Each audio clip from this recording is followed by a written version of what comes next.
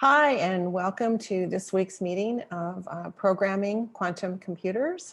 This week, we have a guest presenter from our group. Matt has volunteered to step up and lead us through Chapter 5. So with that, I'm going to turn it over to Matt. Great, thank you. Yeah, this is exciting. I think this chapter excited me a lot because it touched on some things I'm familiar with. So it helped me anchor mentally into some areas. I'm going to go ahead and start sharing. So you should be able to see the presentations, right? Okay, perfect. So I threw together some animations and stuff because working through this chapter, there were some things I felt that I intuitively sort of understood until I started playing with it. And I had to ask myself, wait a minute, why does this work? Why doesn't it work?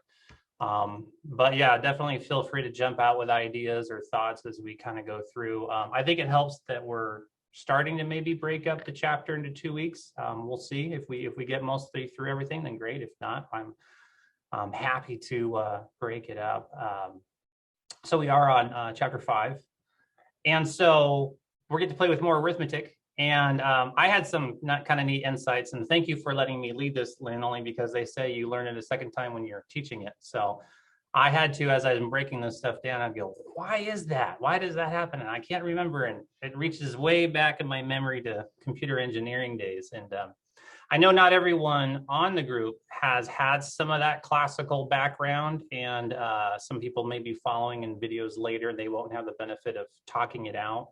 So I thought I'd go over some of the details as to why it works, but definitely jump in. But definitely we start with the fun stuff of incrementing, just simply, and we'll jump back and forth between QC Engine and my slides here. QC Engine likes to flip bubbles around, and to me that's a little confusing when you see it do that. So it just increments, no big deal. But we have this weird, let me turn on my animations because those are fun. We have this weird steps here with all the gates, and so I kind of asked myself, why does it work this way? Why is this an actual increment?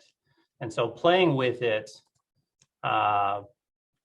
this isn't quantum stuff, because at first I'm like, oh, here we're in the quantum realm again, things are working kind of strange, I got to adapt my mind around it. But actual incrementing and decrementing is not. That's normal stuff that we've done way back when with normal CPUs. So I thought, let's go through it to just demystify it. Oh, look, I can't spell there either. But just briefly enough to kind of give us a background. I'm not going to go nitty gritty. And if you see some of my examples are pretty simplistic, that's on purpose. We can geek out on this stuff all day long, but I want to get to the quantum side of things. So that's why. But there are no, well, so we can see quantum, sorry, just adding right now. So normally adding, we'd have, 0 plus 1 is just 1, no big deal. Same thing, 1 plus 0 is 1. This is all normal stuff. And then at the end of the day, 6 plus 1 equals 7. And then the 0, 1, 1, 1 is the bit value, binary value for 7. So that's how we get to that. No big deal. That's pretty simplistic. But and then if we add 1 plus 1, well, there's no such thing as 2 in binary, right? So what the heck do we do here? So this kind of gets into what's going on with these gates. So if you have a 1 and a 1, binary, that would be 2, and a 2 is a 1, 0, right? So that gives you your 0, and you can see there's actually a little carry value up there. And in classical CPUs, this is where registers and stuff come in, because you got to save these extra bits somewhere so that you can use them later on.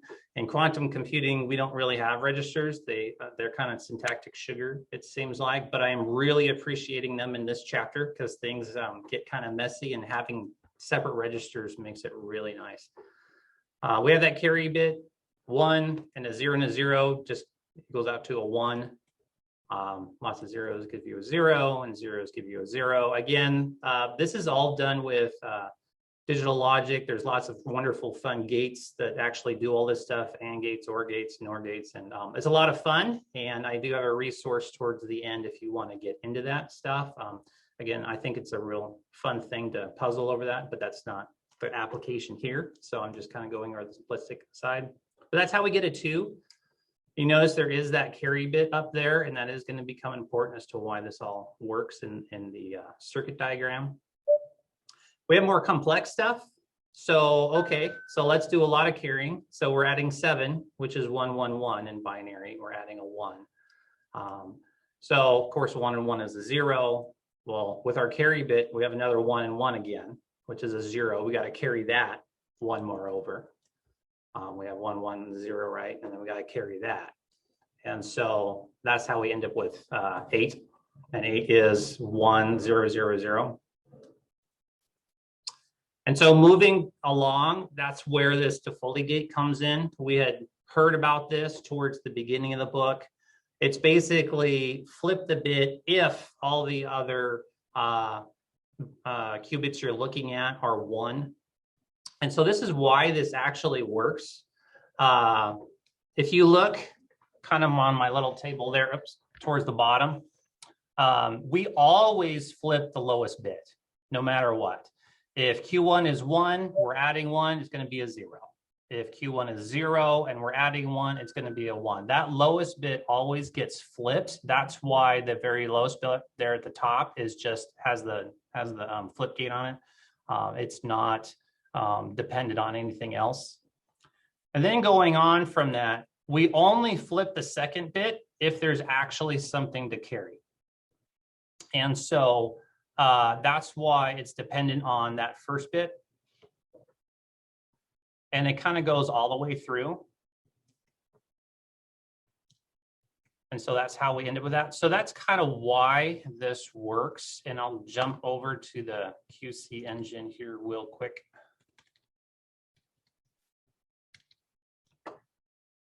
So are you able to see the QC engine now? No. Shoot. We can see it Yes, now. it's there. Yeah. Oh, you can see it there? Oh, okay. I saw people shaking their heads. So let me go back to, I don't want to ruin my old examples because I changed some code.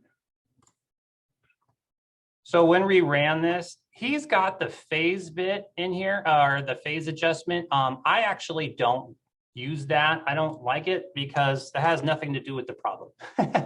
Later on, we learn maybe why we can use it. We can encode some things. But initially, we start with 1.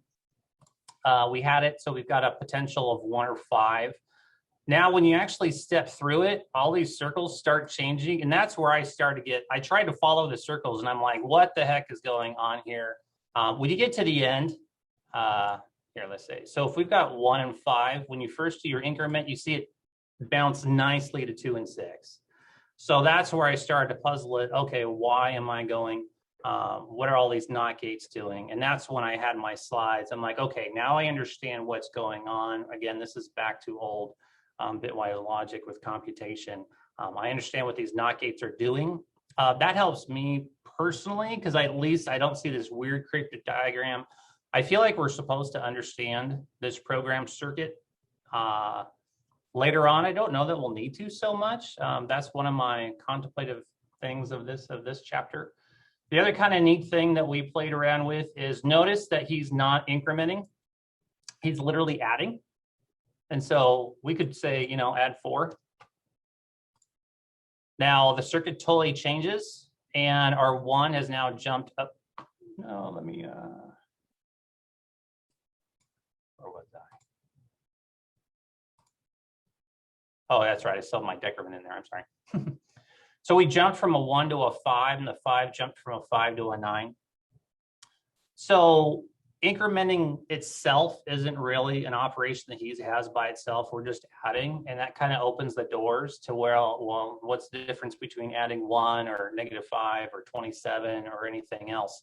I don't know that we're going to need to know so much for simple operations exactly what these gates do or what the circuit diagram looks like. And I think this is kind of fun because this is where we're starting to maybe get into the, maybe if we've been in the shallow end of the pool, we're starting to get in those slightly deeper end, just in the sense that most programmers, we use lots of incredible libraries and higher order operations. We're not shifting registers anymore. We're not even really having to worry about where these libraries are coming from if we're pulling stuff from the cloud or talking to someone over an API.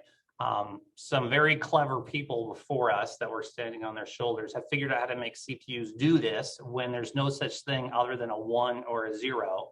And there's really no operations like adding and subtracting and multiplying. They're doing all these with gates and transistors, and behind the scenes, they've just figured out a really cool way for us to do it. And we get to use fancy and fun libraries. So this is where I'm starting to puzzle how much of this circuit diagram do I need to know? I'm not quite sure yet. I still like knowing why it works. I think it is going to be very useful, but definitely if you guys have had any moments of inspiration during this, let me know. But kind of moving along. So I do talk about, oh yeah, where the carry bit comes in. Just a little bit again, we're not going to spend too much more time on this, but notice that if Q1 here on the left side is 0, we're not going to carry anything because we're incrementing. 0 plus 1 is never going to equal more than 1. So that's why Q2 doesn't get incremented if Q1 is not true. If Q1 is true, then if Q2 was a 0, it's now going to be a 1 because it's adding that bit. If Q1 was a 1, it's now going to be a 0 because 1 plus 1 again is 0 with that carry. So that's where that comes in. And then I demonstrate the little thing there. Q3 is exactly the same way. We kind of don't bore you through it, but I was trying to see, is it really dependent on every single gate before it? And yes, it is, and that's why those lower order bits. Now, the other question I had, and this is the fun stuff for the audience, why do we start with the highest bit and then go to the lowest bit? And I asked that initially because all these questions come up in my mind, and it was kind of convenient. It's like, oh, that kind of makes sense. But I just wanted to throw it out there. Does everyone kind of understand? Is even like why does incrementing we start with the highest bit? How come decrementing we start with the lowest bit? Does anyone want to put it out there? I'll jump in if no one else does. So the way I saw it with the adding is it really isn't carrying because we're kind of doing it backwards.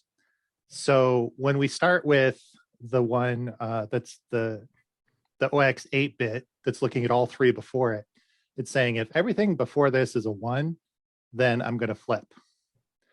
So when you're doing it that way, then you're not losing any information as you go. Because once you kind of flip the 0x1 bit, you've just lost the information of, okay, did I carry or not? And so I think that's why it's being done backwards. And then the subtraction is the undoing. It seemed like this chapter was very much about any operation you do, you want to be able to undo as well. So that's what I got out of it. Yeah, and I thought the same thing. And again, back in classic days, we would use registers and stuff bits here and there, but we can't copy anything. So I thought, oh, well, this is a really unique way. I'm sure this was in some chapter in college, but this is a really unique way to do math on a variable without actually copying it and changing it somewhere and copying back. Because you're right, the instant we do that on the lowest order bit, we've lost that information if we don't do it that way. So yeah, so this was kind of fun. And of course, if you play around with it and try it other ways, you find you get into all kinds of, if you do them in the wrong order, you get all kinds of interesting things coming out of it. The other thing, so I started playing around with it and saying, okay, well, let me add 7. Well, why is it on the, when you see it, why does it show up on the second highest order and then the third highest order? So I broke it up, and it's really, once you start to see it, at least for me, you can actually see the puzzle pieces kind of fit together. So like adding 7 is really incrementing by 1, incrementing by 2, and then incrementing by 4. It just depends on which register, which qubit you're working on. And this is where it really all started to kind of fall into place for me, because it's like, oh, I can't add 37 or 12 or any number I want, or even negatives, because really you're building this number out of your binary, right? You're going to do it. If I need to increment by 5, I'm going to have a 4 and a 1. If I need to decrement by 6, I'm going to decrement by a 4 and a 2. And it's kind of neat that you can see them. They're kind of going up the hill or down the hill. So these circuit diagrams really started to look much more intuitive as I broke it down this way. And so that's the one reason why I kind of wanted to share it this way. Some of the circuit diagrams in the past, I just said, okay, I'll take your word for it. But I don't like learning something that way if I have time to pour over it, because if I can solidify it, just it helps me grab onto concepts as they start to get really out there. Kind of moving along. So anything else on just simple adding or subtracting that any insight that anyone had or ideas before I move on?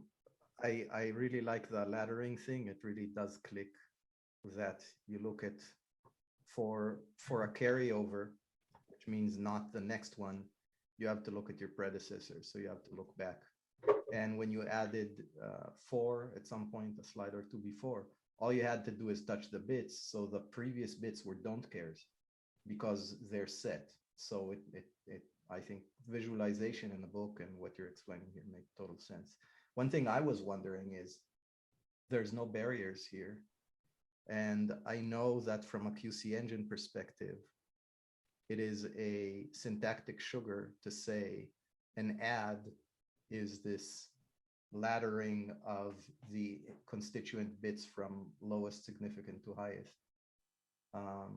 But I'm wondering if this went through an optimizer, whether these will collapse to something, or does IBM have a macro of sorts to do it?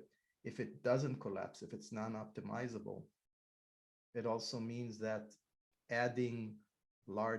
performing a logical add on a large register has higher cost and potentially to the n-1th, which is a constant, not a exponent, but it adds up.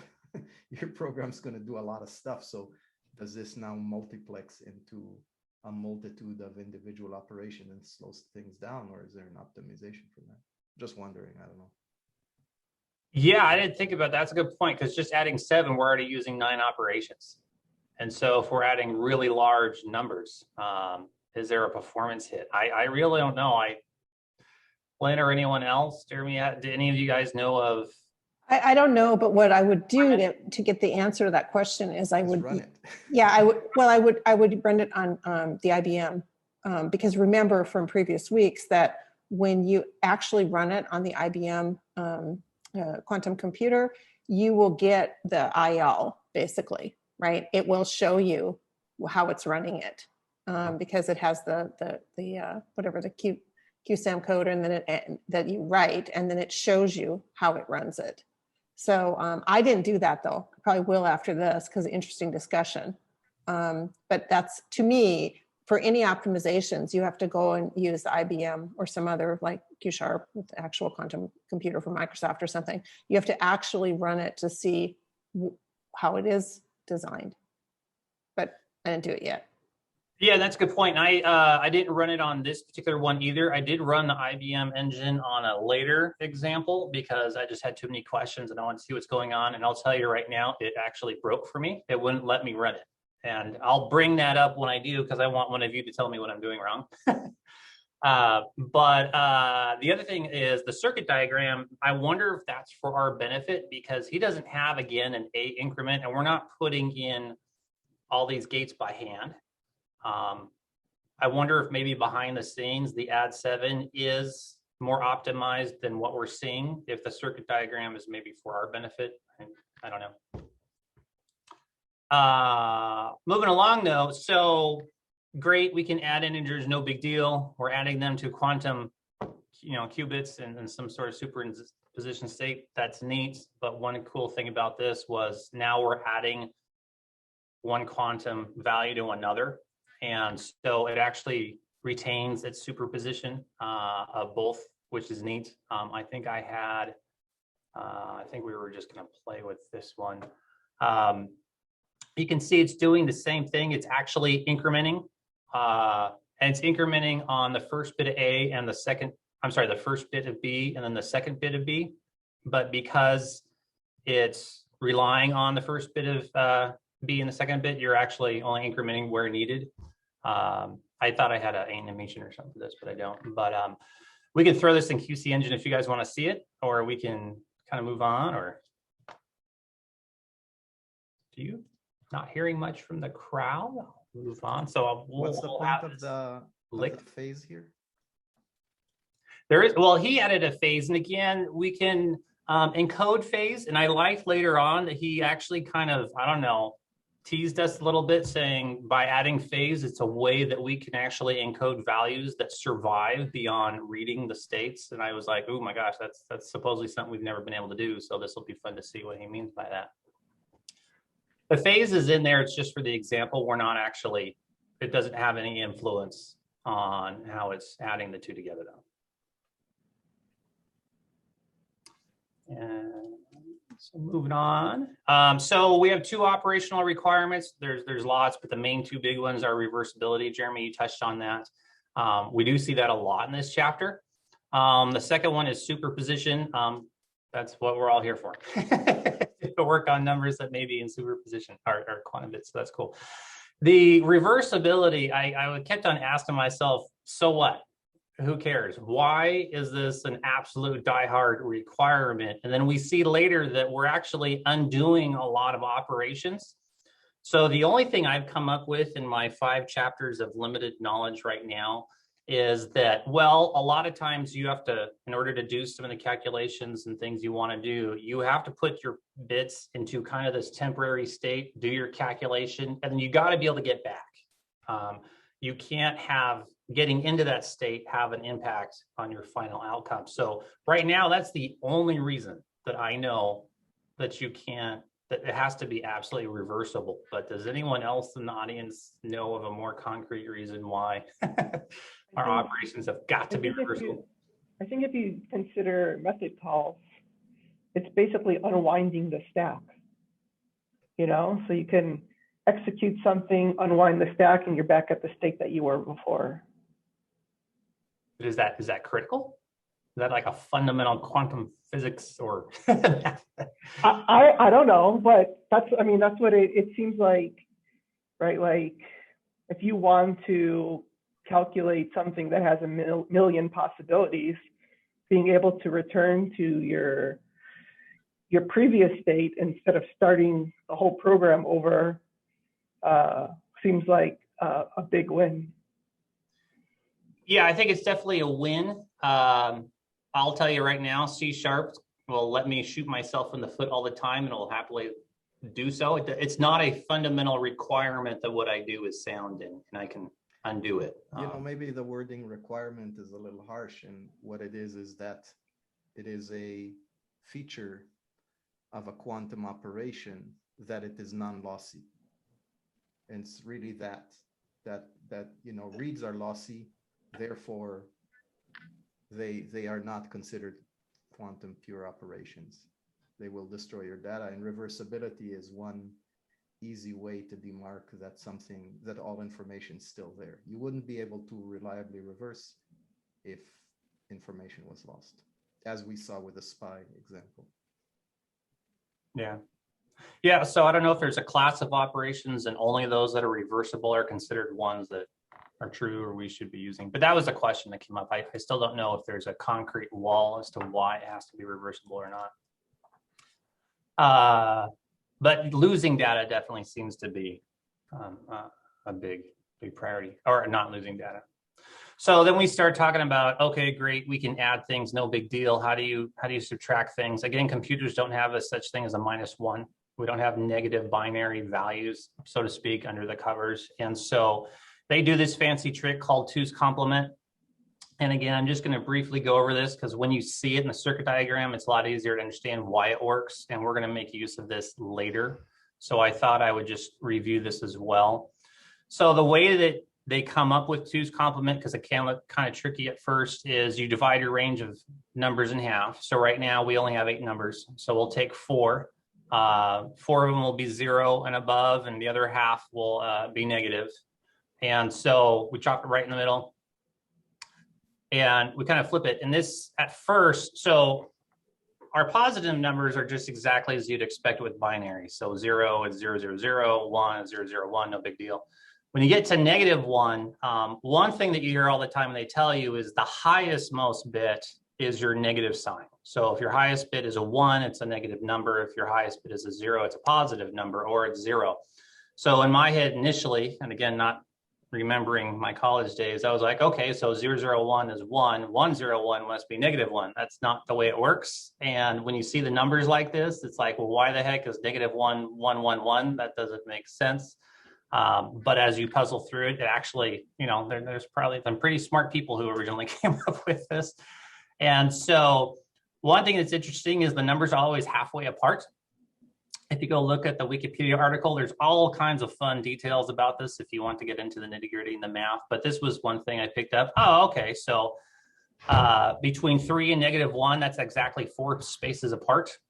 Between 2 and -2 is exactly 4 spaces apart. So if you list out your binary in order and then you start separating them, if you're 3 and you're getting decrement by 1, they're actually I'm sorry, you're going to go to -1. They're 4. It's half of that length apart, and they always line up. And again, conveniently, that highest order bit is now our sign, and we do make use of that. And you see that in computers all the time. So they'll look at the highest order bit real quick to know if you're positive or negative. That's used in routines and things all the time. So there's some familiar boundaries. If you've ever done, small ints and big ints, and you had to shove things in a database, or you had Stack Overflows, and you're like, why the heck can I go above this magic 32,767? What the heck does that come from anyway? That doesn't mean anything to me.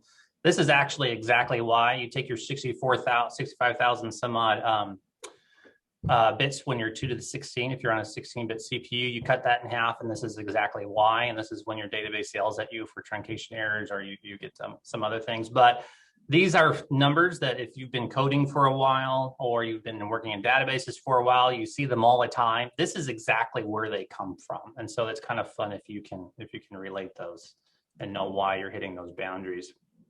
So anyway, they tell you in the book, in order to get to negate a number, and this comes in when we may want to subtract, right? Or work with negative numbers. One way to subtract is you turn it into a negative, then you add it.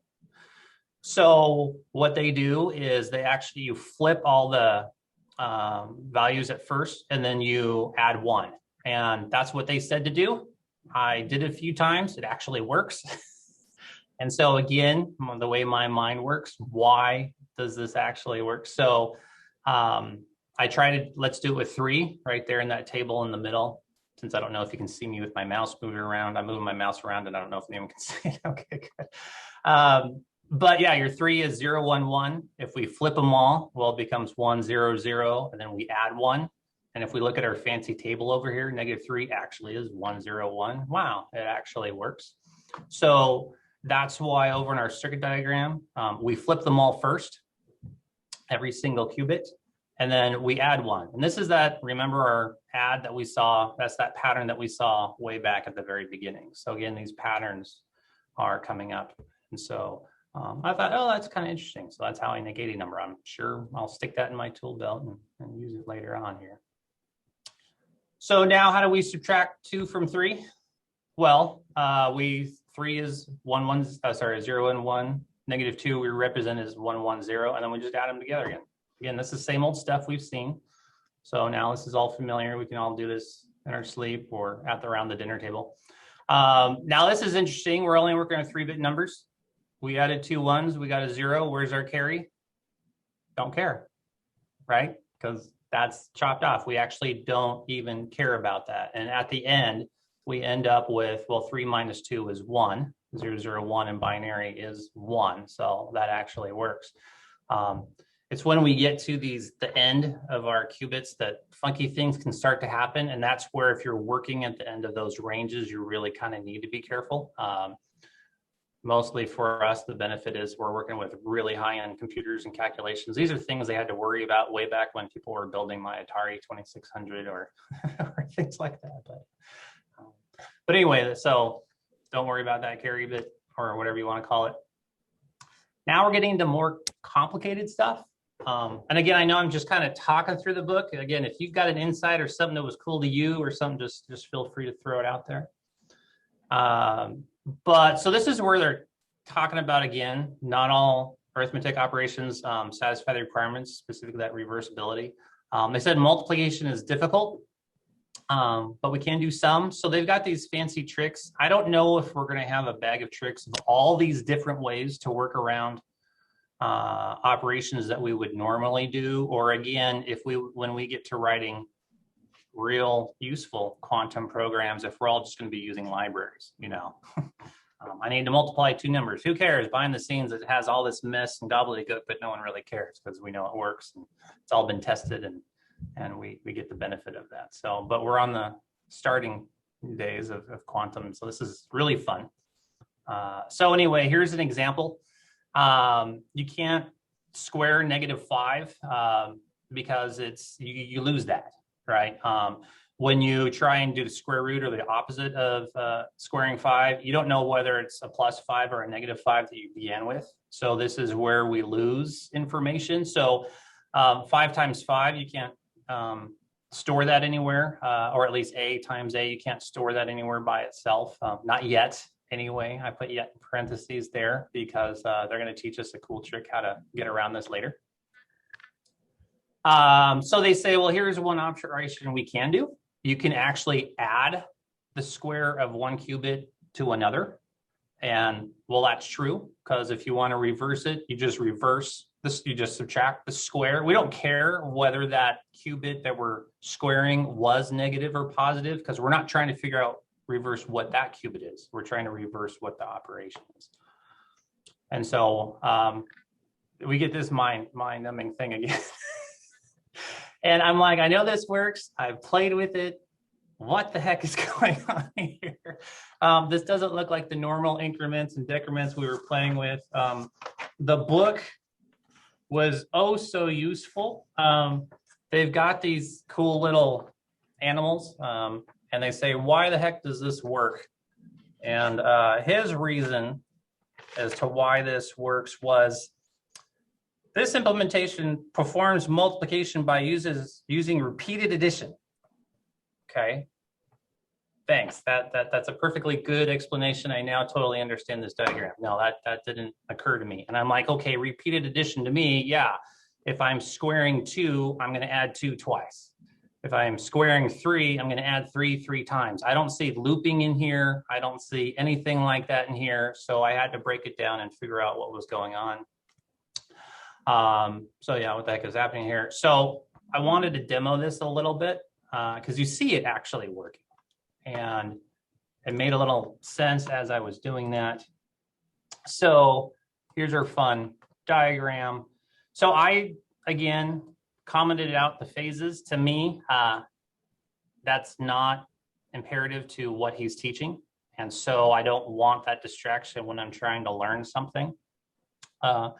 So I hope you can see the circles at the bottom. When we're dealing with, okay, good. When we're dealing with this many qubits, it's a little hard to see what's going on until you can zoom out a little bit.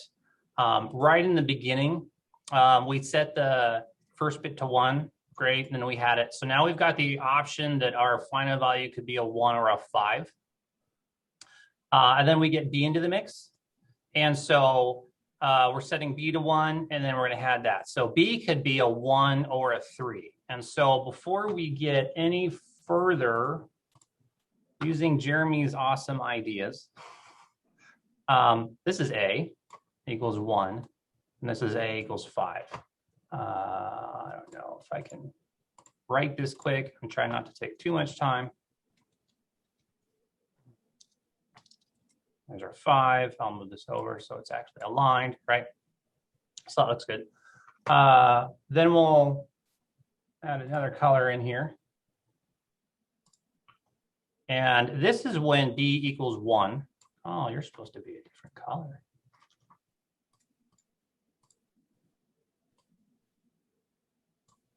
And this is when B equals 3. And so let me type that into here. We'll just have to memorize that B is going horizontally and A is going vertically.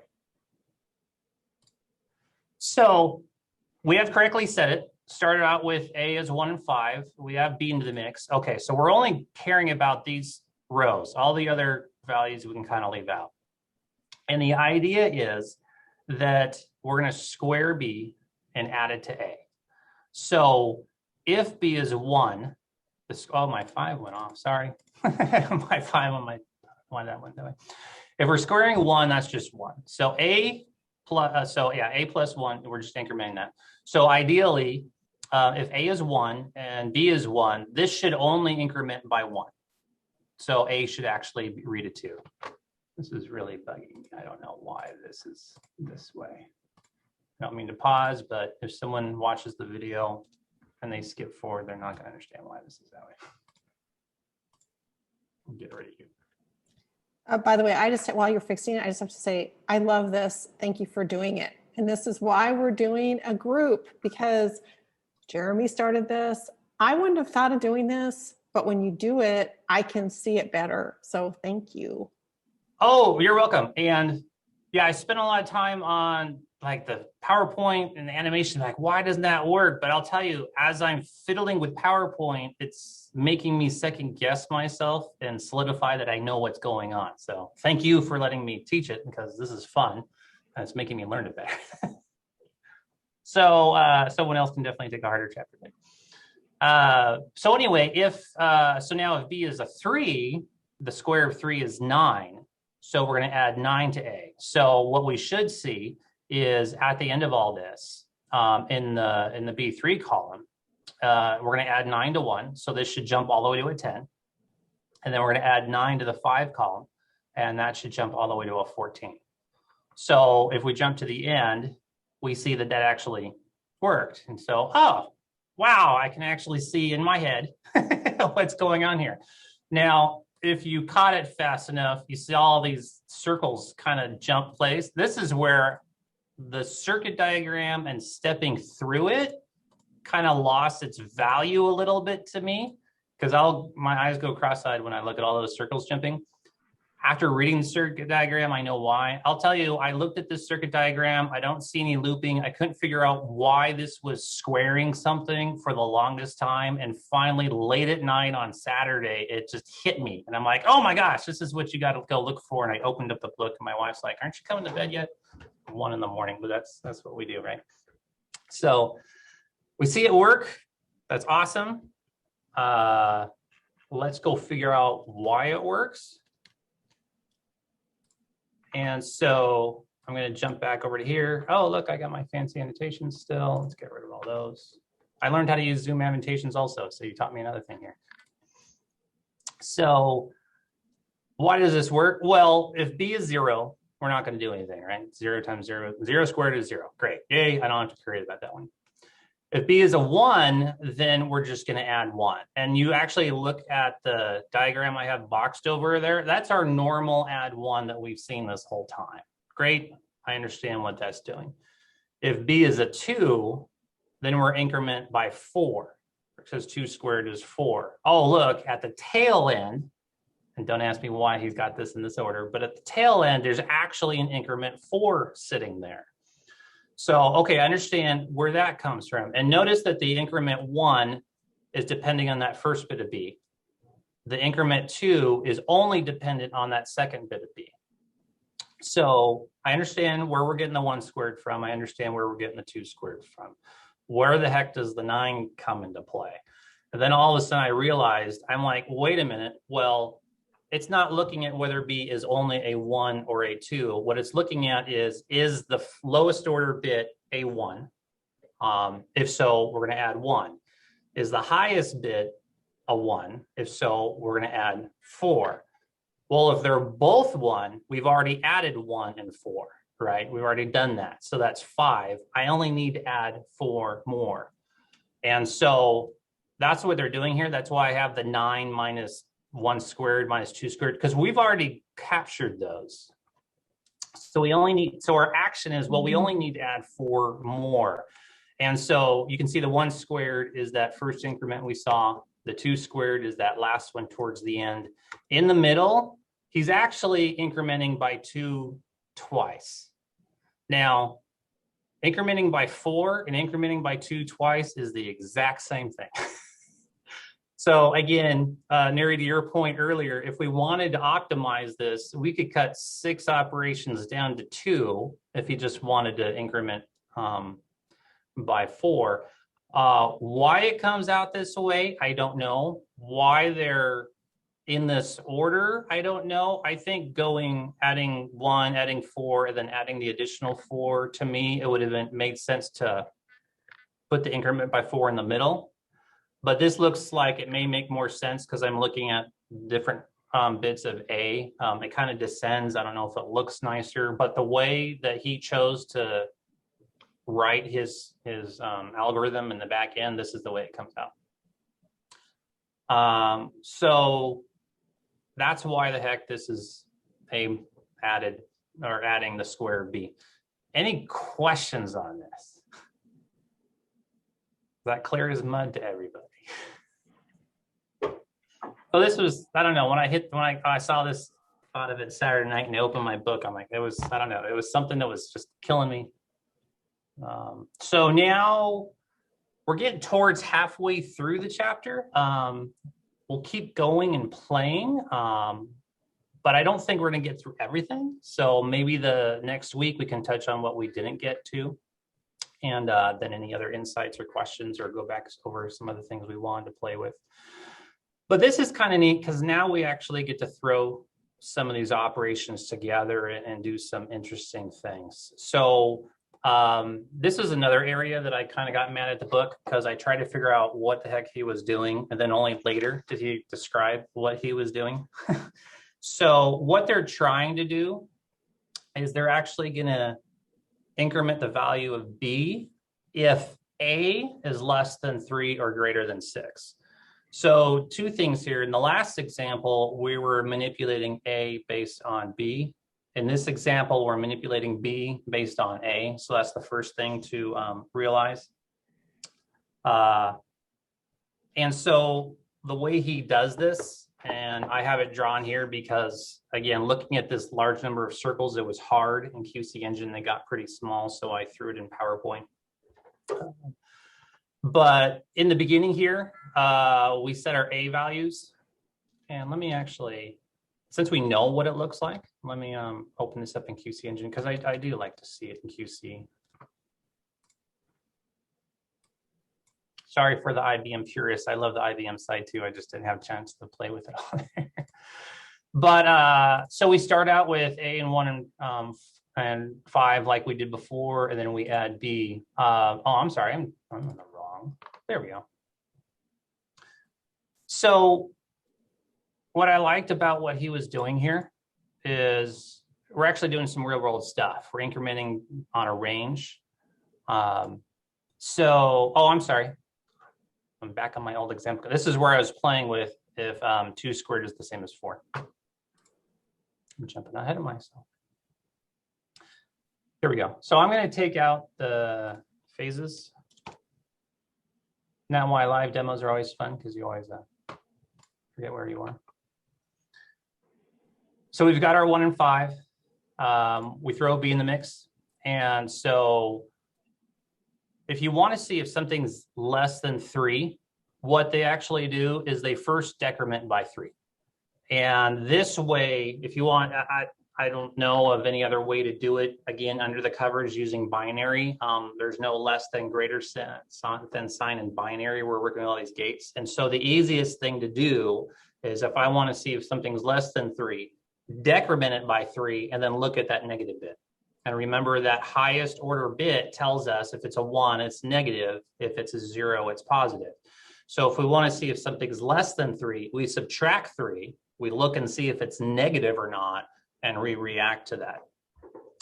And so that's what they're doing. So they're subtracting 3. And again, these are our puzzle pieces we saw. We're going to subtract by 2, and then we're going to subtract by 1. And so if we start out, we see A is on 1 and 5 right now. I'm not caring about the 8 or the 26 or anything else, just in that row, or those columns, A are 1 and 5. We subtract 2. 1 minus 2, again, wraps around. That's why it jumped over to 15.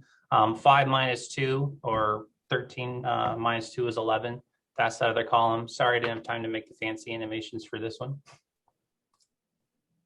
And then we subtract the 1. So our 1 and 5 has been shifted down.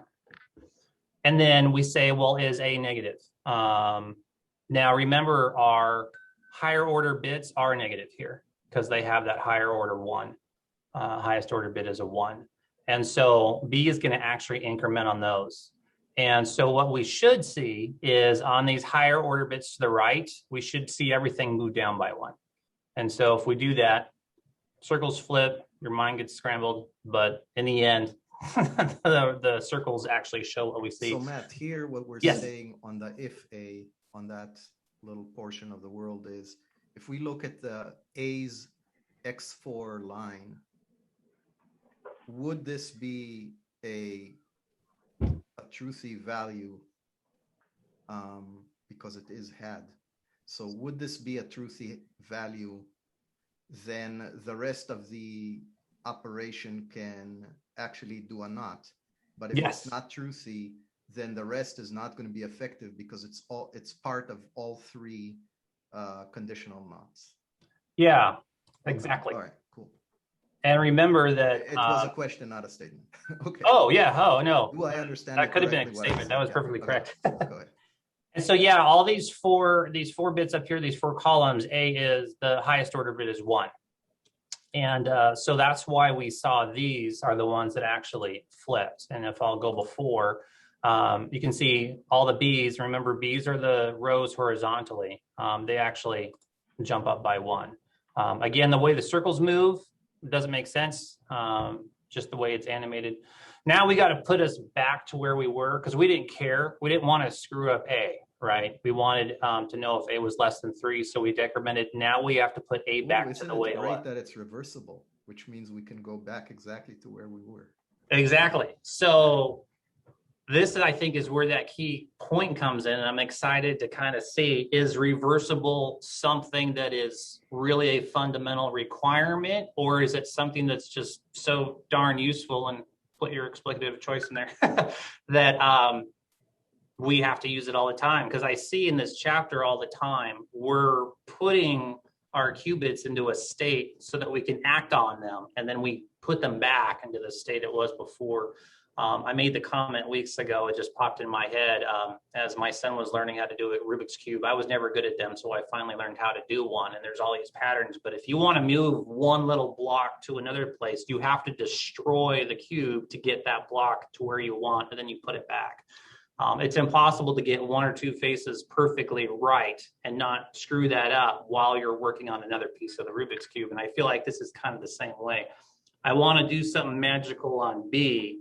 I've got to take A and put into a state to do that, and then I have to put it back. So yeah, that's where that reversibility really comes into play. So that's that. And you can actually see it work, which is a lot of fun. Let me pull the PowerPoint back. Get rid of my box. So so that's all the PowerPoint slides I had so far. The other one I'm still ready to go through if you want to go through the next one. And then we get to fun things like absolute value. I think I'll do the next one because it's in the same sort of section. And then we'll leave scratch bits for the next week. That gets really fun, and that's where we figure out how to do squaring and absolute value of things, even though we're not supposed to. But let me pull up QC engine again.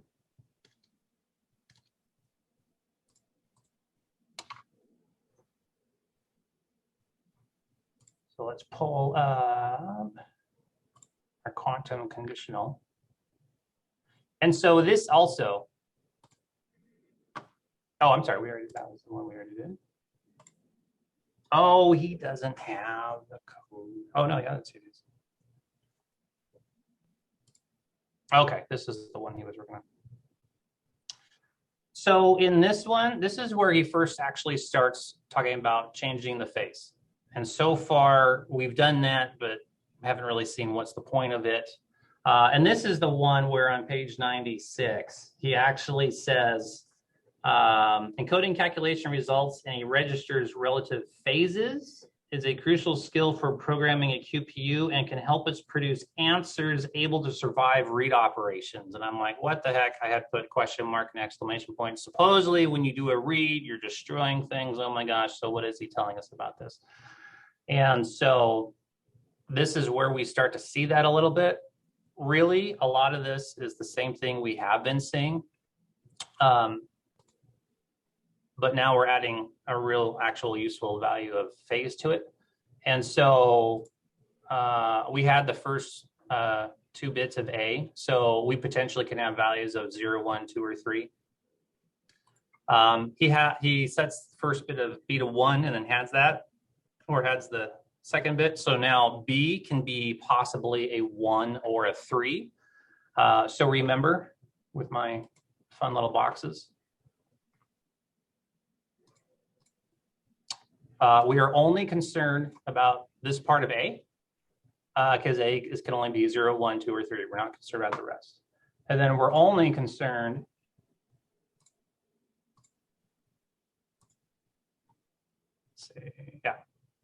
about these 2 values of B.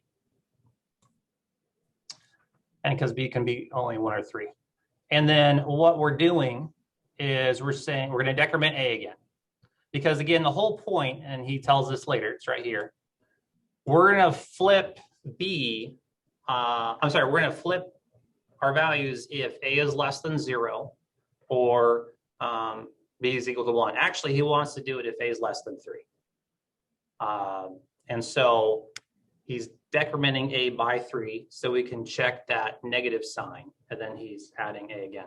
So this again is a little hard to follow unless you read to the end and you figure out what he's doing. But basically we're flipping if A is less than 3. So we decrement our A first. Pointer. And again, if you see how that shifts, our first 4 values, when you decrement it, it wraps. So our value in the 3 spot here is actually going to go down to 1. I'm sorry, 0. Everything else is going to shift and wrap around to the other side. And so when we do that operation, you can see at the end, everything's shifted and it wraps around the other side.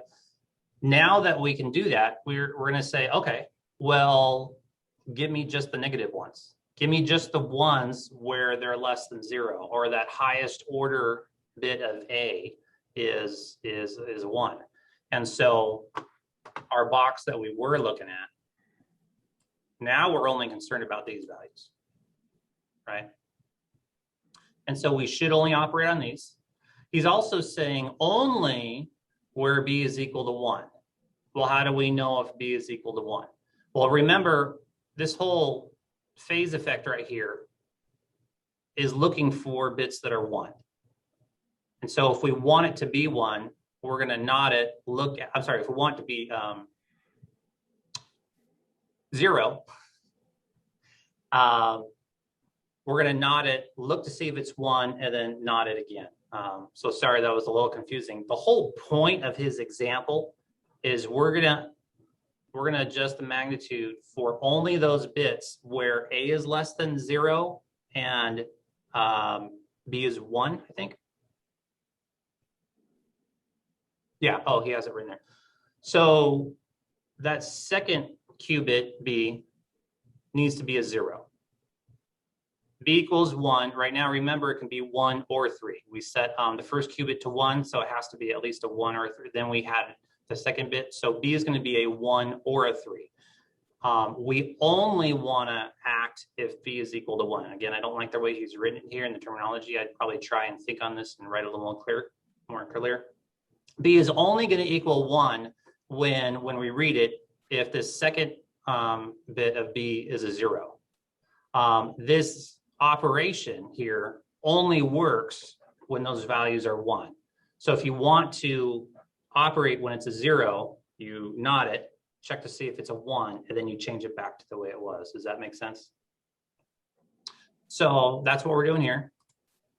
So knowing that, we should only be working on this top end here. We should only be working on this side. So we're gonna get my pointer back. So far we've decremented.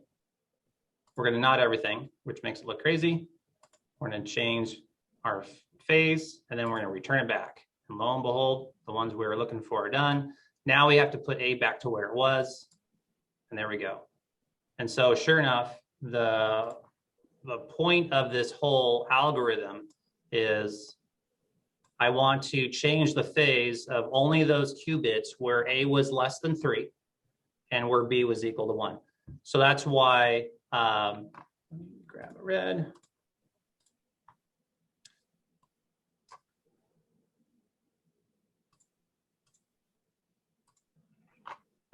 We didn't touch this column because everything up here is A3 or greater. We didn't touch any of these down here because that's where B equals 3. And so I like that he's color coded it with his circles. I think that makes it a little easier to understand. I still wish there was a cool way with QC Engine, and I'm relying on Neri to, as you forked it, come up with some cool ways where we can change the display of the circles at the bottom. And I know I've got a lot of boxes on here. I know that was a lot to talk through. But seeing this so far, are there any questions, any insights? We're right at 3:59. I think it's a good place to stop before we play with some more fun stuff. But so far, hopefully, my long drawn out journey through all this has really kind of helped keep things mostly clear. So first of all, your PowerPoint game is impressive, Matt. Lots of years of practice. Thank you. Yeah, no, seriously. I feel like I really, really understand this a whole lot better from your animation. So a very sincere thank you to all the work you put in for this. Really, seriously. I feel like I understand this tremendously more because I don't have the computer science background. I mean, I'm kind of self-taught and I know binary, but I don't have a CS degree. So it was really helpful. And what I would propose is, if you're comfortable, because you really are upping the understanding of this chapter, I think for the entire group, is that next week we just continue on here. And I think I have some exploration, like I'm going to go back to address Nuri's question about optimization and run some of these in IBM. So I feel like we have enough material that we can just continue on this next week. Is everybody good with that? Just one point, next week is a holiday. So do we want to continue or move to the next week? Vote. Everyone just voice vote. Yeah. What do you want? I don't care either. For the sake of other people that aren't here today, it might be better to keep it on Monday and just skip a week. Skip a week. Okay. So that's fine with me. So Matt, does that work for you? I think so. Right now, I have no plans for Memorial Day. And that'll give us a good catch up, because again, I feel the power of the group. I've been through this book multiple times, and really thank you group. This is why I wanted to do this, because I'm getting more out of it. So maybe, like to Nuri's point of working through some of the examples and looking at the QC engine that you forked. Thank you for doing that, Nuri. We almost have like a catch up week, and then Matt leads us forward through the rest of chapter 5 the week after. Does that sound good? It works for me.